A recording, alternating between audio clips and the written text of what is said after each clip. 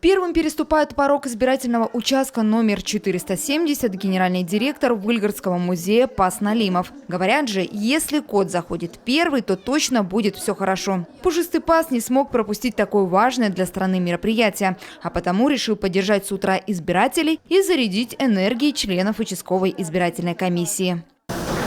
Молодец, Паша. Спасибо. Пушистого паса Музеевича знает вся Россия. На посту директора он уже почти 5 лет. За это время стал победителем многих кота-конкурсов. Завоевал авторитет не только среди сородичей, но и у односельчан. Наш генеральный директор Пас Музеевич Налимов принимает участие первый раз. Но я думаю, что он нас поддерживает в этом важном и нужном деле.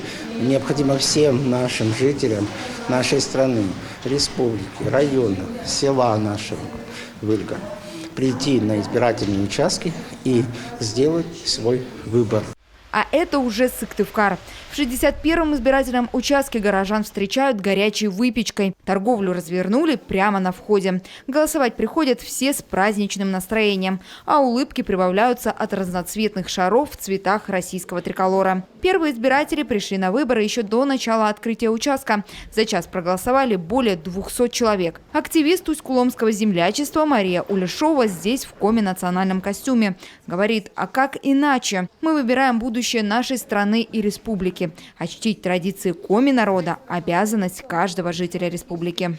Носить народный традиционный костюм верхней вычеты – это гордость, это память предков. Мне, например, очень приятно его всегда одевать. Мы вообще голосуем, выбираем свое будущее, будущее своих детей, своей семьи, страны.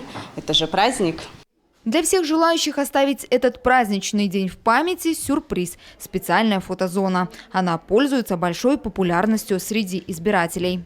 Это очень значимый день, как не только для республики, для страны, говорится, в целом, для каждого избирателя. И, наверное, каждый хочет оставить для себя какой-то такой запоминающийся, да, запечатлеть этот момент, этот миг. Поэтому мы придумали фотозону, да, с красивым баннером, с шариками, чтобы каждый человек мог сфотографироваться и оставить себе что-то на память. А после голосования избиратели желают продуктивных рабочих дней и хорошего настроения членам избирательной комиссии. Дарья Волокжанина, Анастасия Тюрнина, Иван Богомолов, Дмитрий Булаев, телеканал Юрган.